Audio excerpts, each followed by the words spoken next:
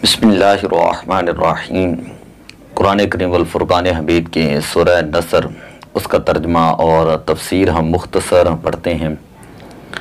ये सूरह बिल इजमा मदनी है और इस सूरह मुबारक के अंदर हम हुज़ूर अलैहिस्सलाम को इशारा दिया गया है कि तमाम अरब के कबाइल जो हैं वो जोग दर जोग जो है वह इस्लाम के अंदर दाखिल हो जाएंगे और इस्लाम जो है वो मुकम्मल तौर पर फैल जाएगा और अब बुत परस्ती के अंधेरे जो है वो ख़त्म हो जाएंगे। और उसके बाद इस सूरह मुबारक की आखिरी आयात के अंदर नबी अकरम सल्लल्लाहु अलैहि वसल्लम को तस्बीह और तहमीद और इस्तिग़फ़ार जो है इसके बारे में फ़रमाया गया है। और ये इस बात की दलील होगी कि हुज़ूर अलैहिस्सलातु वस्सलाम की हयात मुबारक जो है उसके अंदर जो है वो कुछ वक़्त जो है वो बाकी है। अल्लाह तबारक व तआला ने इरशाद फरमाया, इज़ा जाअ नस्रुल्लाहि वल फ़तह, जब अल्लाह ताला की मदद और फ़तह आ जाए, व रअयतन नासा यदखुलूना, और आप लोगों को देखेंगे कि वो अल्लाह के दीन में दाखिल हो रहे हैं, फ़ी दीनिल्लाहि अफ़वाजा, अल्लाह के दीन के अंदर फ़ौज दर फ़ौज वो लोग दाखिल हो रहे हैं। फ़सब्बिह बिहम्दि रब्बिका, सो आप अपने रब की हम्द के साथ उसकी तस्बीह बयान करें, वस्तगफिरहु, और उससे मग़फ़िरत तलब करें, बेशक इन्नहु कान तव्वाबा, वो बहुत तौबा कबूल फरमाने वाला है। इस सूरह मुबारक के अंदर हुज़ूर अलैहिस्सलातु वस्सलाम की मुद्दत हयात पूरी होने के ऊपर मुफस्सिरीन ने जो है वो इस्तिदलाल किया है। पहले लोग एक एक करके इस्लाम के अंदर दाखिल होते हैं और अब जो है वो काफ़िलों की सूरत में फ़ौज दर फ़ौज जो है वो इस्लाम के अंदर दाखिल होने लगे। तो इस सूरत के नाज़िल होने के बाद रसूल पाक सल्लल्लाहु अलैहि वसल्लम ने मुसलमानों को अपने बज़ाहिर दुनिया से पर्दा फरमाने का जो है वो इशारा फरमाया।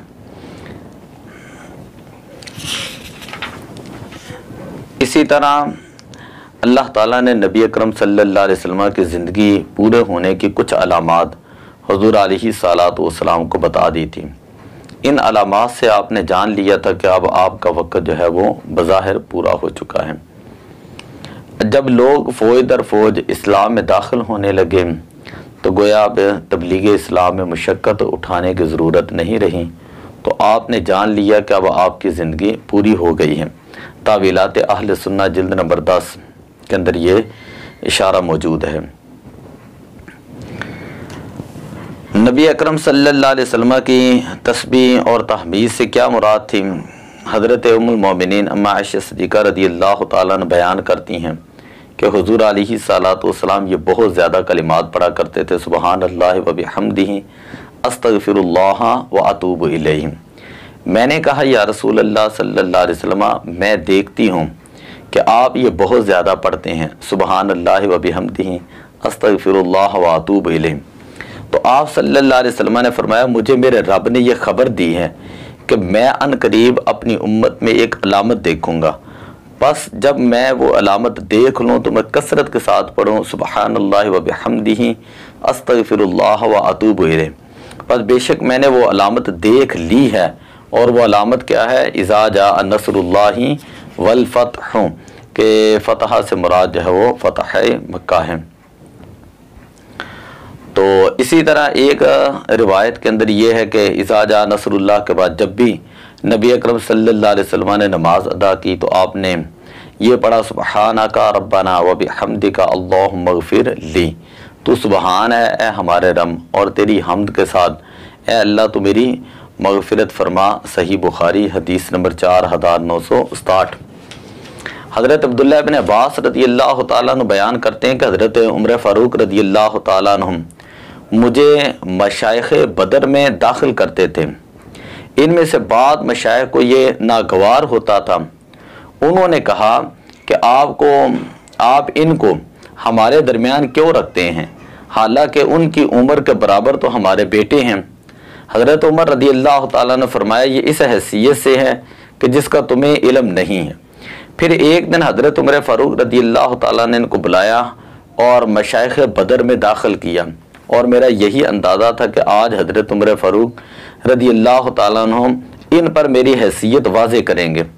फिर हज़रत उमर फ़ारूक रदी अल्लाह ताला अन्हु उनसे पूछा कि आप लोग जो हैं इज़ा जा नस्रुल्लाहि वल फ़त्ह के मुताल्लिक़ क्या बयान करते हैं।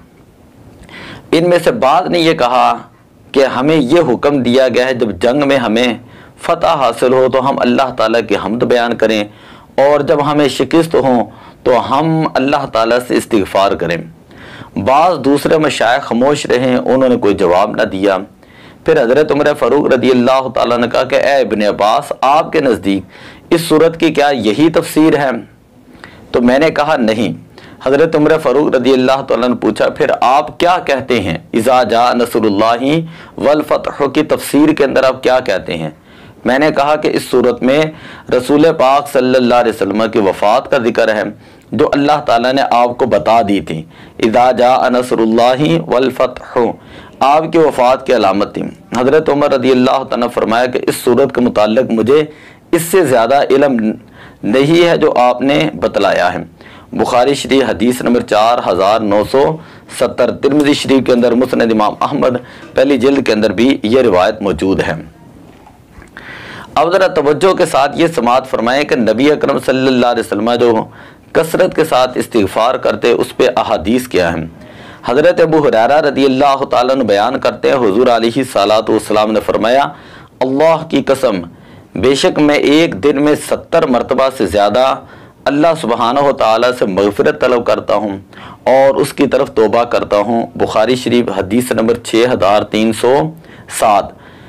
इसी तरह एक रिवायत के अंदर मौजूद है हुज़ूर अलैहिस्सलातु वस्सलाम ने इरशाद फरमाया कि ए लोगों, अल्लाह ताला की तरफ तौबा करो क्योंकि मैं एक दिन में 100 मरतबा इसकी तरफ तौबा करता हूँ।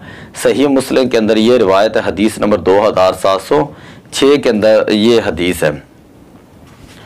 अब इसके अंदर उलमा ने, मुफस्सिरीन ने मुख्तलिफ अक़वाल नकल किए हैं हुज़ूर अलैहिस्सलातु वस्सलाम का इस्तिग़फ़ार फरमाना उसकी क्या हिकमत थी। आप सल्लल्लाहु अलैहि वसल्लम इमामुल अंबिया हैं, ख़ातमुन नबिय्यीन हैं, अंबिया अलैहिमुस्सलाम के सरदार हैं और आपकी शान वराउल वरा है। लेकिन इसके बावजूद जो है फसब्बिह बिहम्दि रब्बिका वस्तग़फ़िर, इसके बारे में मुफस्सिरीन ने मुख्तलिफ़ आरा जो हैं वो बयान की हैं और इसकी मुख्तलिफ़ तौजीहात बयान की हैं। बाद ने कहा कि इससे आपको उम्मत के लिए इस्तिग़फ़ार करने का हुक्म है, यानी आप उम्मत की शफ़ाअत करें। और बाद ने कहा कि आपकी उम्मत को मुतनब्बिह करने के लिए आपको इस्तिग़फ़ार करने का हुक्म दिया गया ताकि आपकी उम्मत बेखौफ होकर इस्तिग़फ़ार को तर्क ना करें। इसी तरह ये भी हो सकता है कि इस्तिग़फ़ार देने का हुक्म हो कि आप अल्लाह ताला से वाबस्ता रहें, इससे सवाल करते रहें, इससे रग़बत करते रहें। तो ये मुफस्सिरीन ने मुख्तलिफ जो है इस बारे में अपनी आरा जो बेशुमार जो है वो पेश की हैं, बात वगरना लंबी हो जाएगी। हज़रत अबुल हसन अली इब्ने मावर्दी जो है वो फरमाते हैं कि जब ये सूरत नाज़िल हुई इज़ा जा नस्रुल्लाह, इसके बाद और मकातिल के कौम के मुताबिक 1 साल जिंदा रहे।